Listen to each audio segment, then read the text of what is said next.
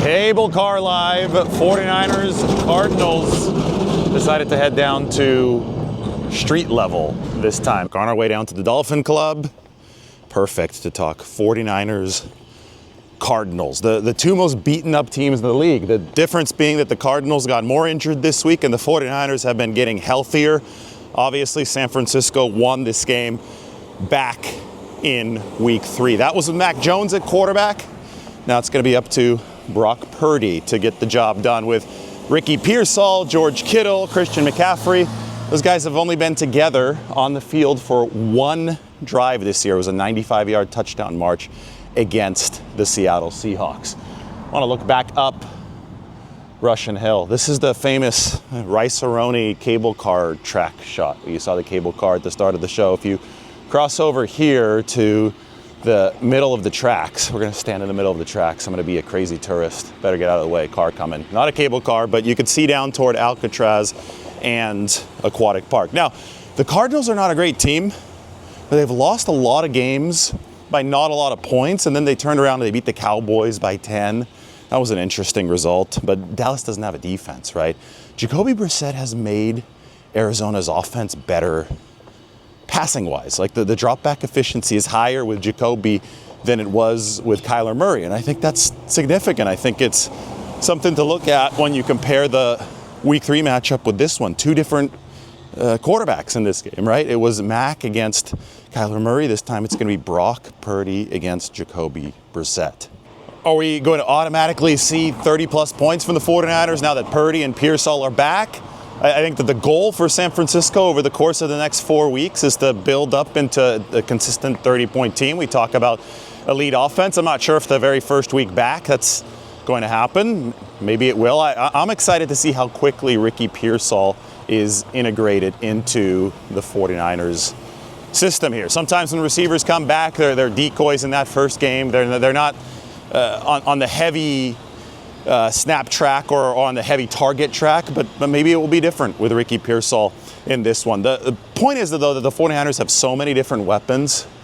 When we do talk about the big four that were available for San Francisco during the course of that first drive of the Seattle game, they can win with whichever way the defense dictates they should win. So if somebody's trying to take away Ricky Pearsall, you go to George Kittle. Somebody's trying to take away both George Kittle and Ricky Pearsall, you're going to go underneath to Christian McCaffrey. I think that this gives the 49ers offense this wealth of options this return, and it's going to be up to Brock Purdy to distribute the football, execute the way that he did back in 2023 when that wealth of options last existed, or week 1, drive 1 for the 49ers. It is a beautiful day, making my way down Hyde Street, and I know that this is the prediction show.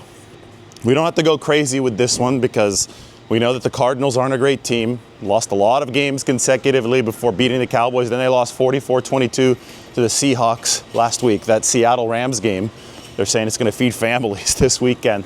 You know, Arizona doesn't have a good pass defense. They don't have a good run defense. Their worst phase is run offense. The Arizona Cardinals, they lost James Conner when they played the 49ers back in week 3. This is the one indicator stat that I'm watching most in this game. How will the 49ers fare against the run? Because it was not good against the Rams last week. Now, that was a good Rams rushing offense. So this is like the number 28 rushing offense in the league for Arizona.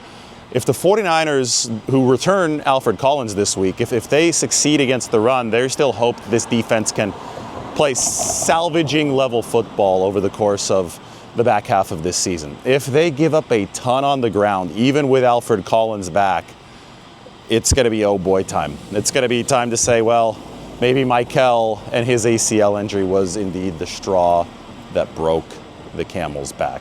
Because run defense is mandatory. If you can't play above replacement level on that side of the ball, it doesn't matter what you're doing on the back end. And even if you have a very, very poor pass defense, and if you're struggling in other phases of the game, if you can maintain a good run defense, then you give yourself a chance at opportunistic takeaway plays that come through pass defense, because it's riskier to pass the ball in football. That's what the 49ers set out to do when they drafted Michael and Alfred Collins.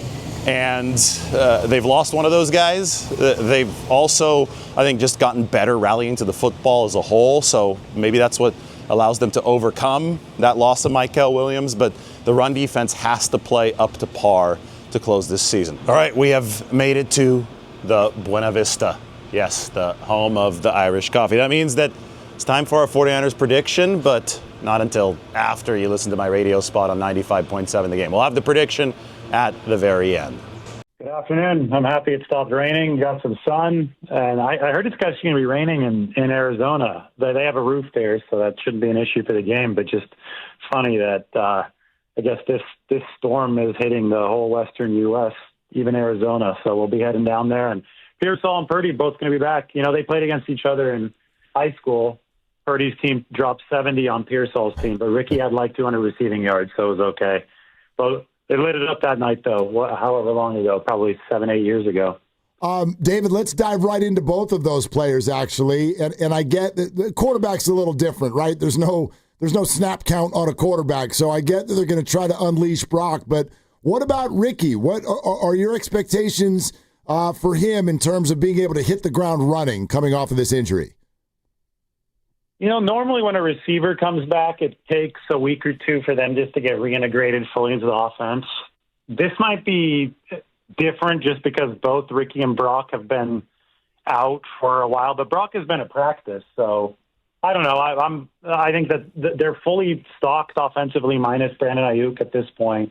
They've got a lot of weapons. Even if Pearsall's not the focal point, then the last time they played Arizona, they didn't have George Kittle, for example. I think that they've played one drive this year with Purdy, Pearsall, George Kittle, and Christian McCaffrey all simultaneously healthy.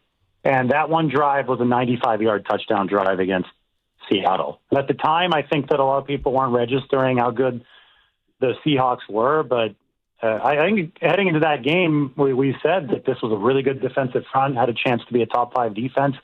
It's indeed materialized into that, and I think we just have to remind ourselves that when the 49ers had the totality of their weapons available just for one drive this season, they went 95 yards on the road against the Seahawks. Yeah, and it was impressive. I have George Kittle on my fantasy team, and I was loving it early, and then next thing you know, I'm scouring for Cade Otton as his replacement. I wonder, David, about the depth chart, because you know this. They run a lot of 21 personnel, 2 wide receivers, and even occasionally some 12 that also has 2 receivers. Does this mean that Kendrick Bourne suddenly now gets crumbs and Demarcus Robinson maybe goes deep into the bench? Well, yeah, if everybody stays healthy, then yeah, he's going to be pushed out of sometime. But that's the problem that you want to have, right? And it's one of those things where we had talked about stuff like that in the preseason, but it never comes to fruition for an extended period of time because it seems that in this sport, it's not just the 49ers. Look at the Cardinals right now. I think they've got 3 healthy receivers on their 53. So in this sport, that rarely ends up becoming an issue over the longer term. But if the 49ers are lucky enough to have full health at the top, then yeah, one of those guys is going to be pushed out of at least the regular rotation where he's getting a ton of looks. David Lombardi, SF Standard, with us. David, one of the things, and this is what I think it's special to have one of you, those of you who are inside the room with these players on the daily basis after practice, what did you observe this week in terms of how the guys feel about Brock being back?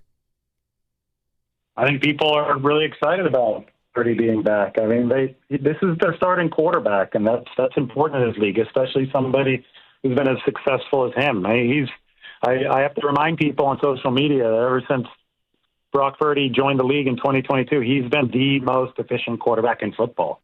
Allen is 2, Mahomes is 3. You can have all the debates about system and arm talent and mobility, whatever you want, but the truth of the matter is that Brock Purdy, playing with his 49ers teammates in Kyle Shanahan's system, has been the most efficient QB in the NFL when available since he joined the league in 2022. And that's not just 2023. He was really efficient in 2024 as well. The 49ers just fell off a cliff defensively that year. So he's gotten the job done when he's been available way more often than not.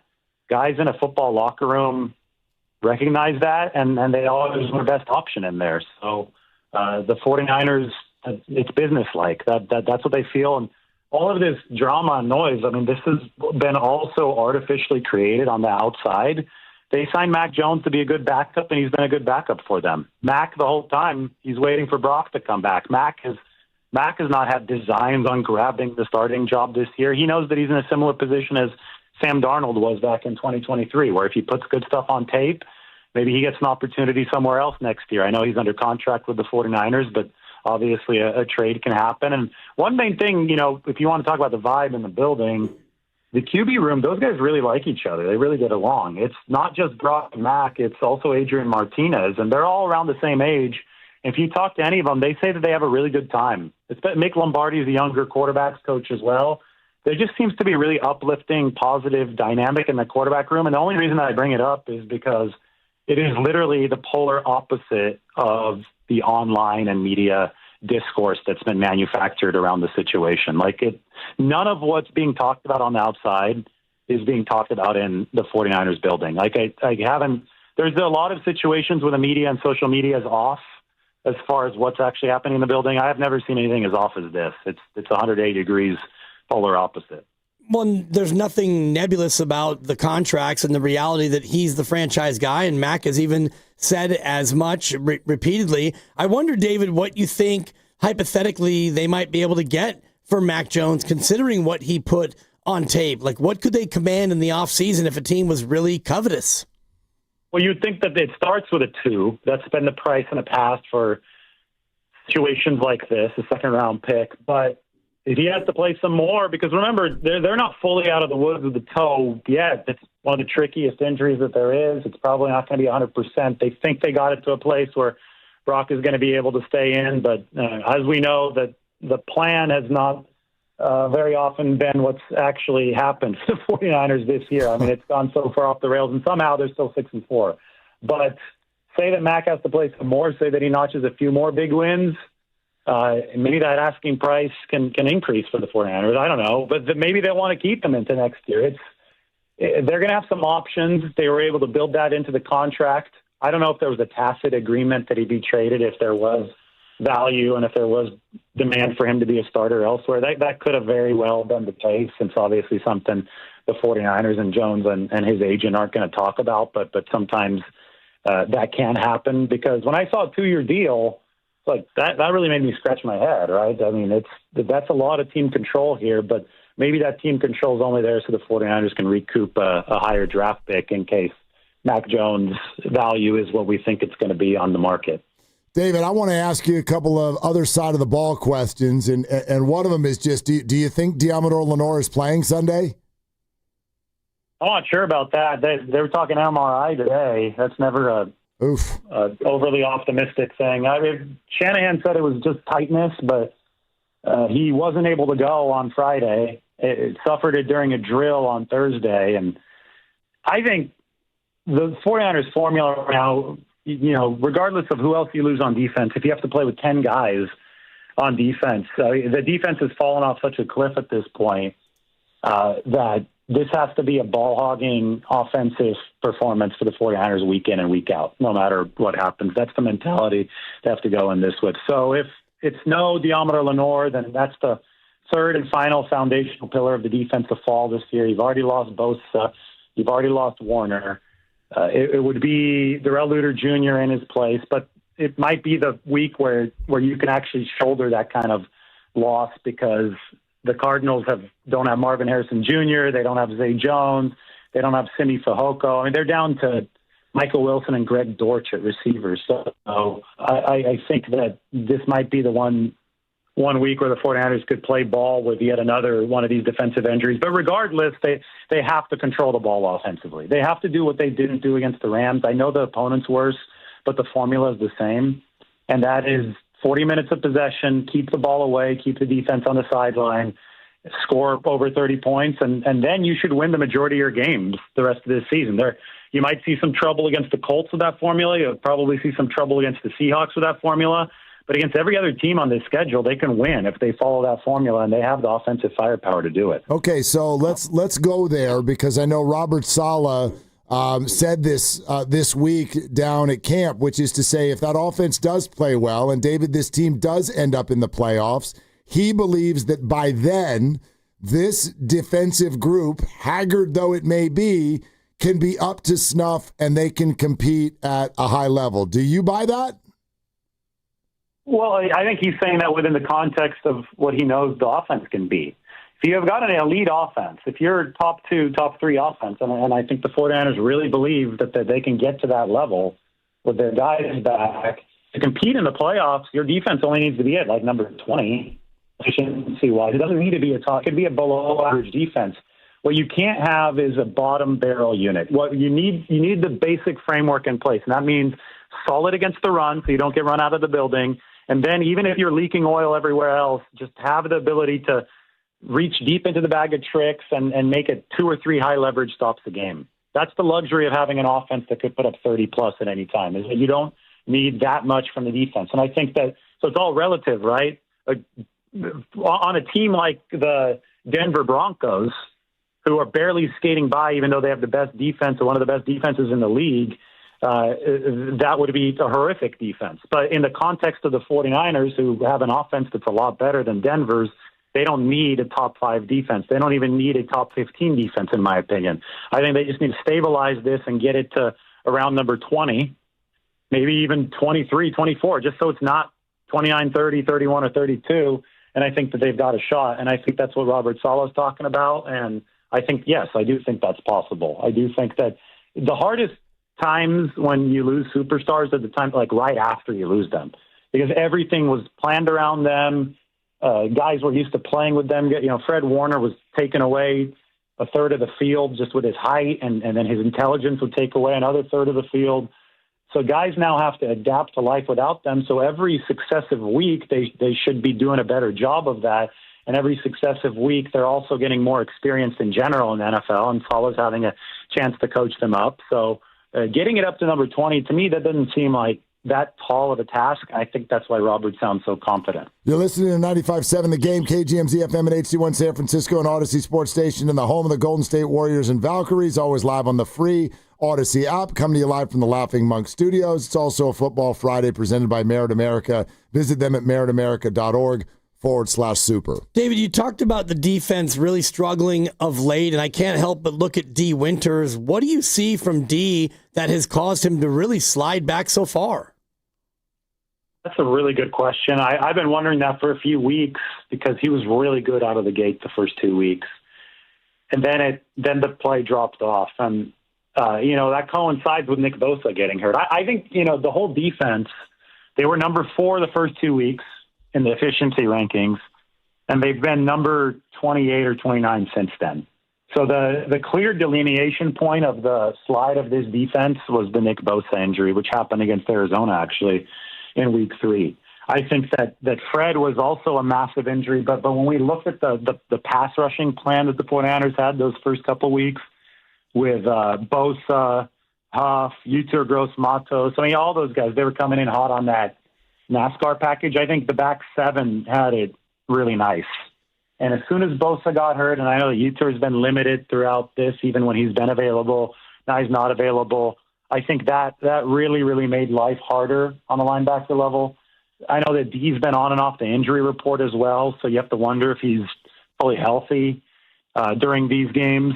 But I always look back at the first 2 weeks, and I draw a line between them and the rest of the season. And the play just hasn't been as good. Now, losing Warner next to you, that's obvious, right? I mean, Warner covers up a whole heck of a lot. So at this point, D. Winters has shown flashes for the 49ers, but he's not shown that he's a consistently good player, especially without a good supporting cast. So he is who he is, and that was a 6th-round draft pick. And until proven otherwise, I think the 49ers just have to live with that. David, great stuff. We appreciate the insight heading into a very, very big one in Week 11. We'll talk to you soon. Yeah, thanks, guys. Have a great weekend. Okay, you too. David Lombardi, SF Standard, and I'll just tell you how the conversation in my gut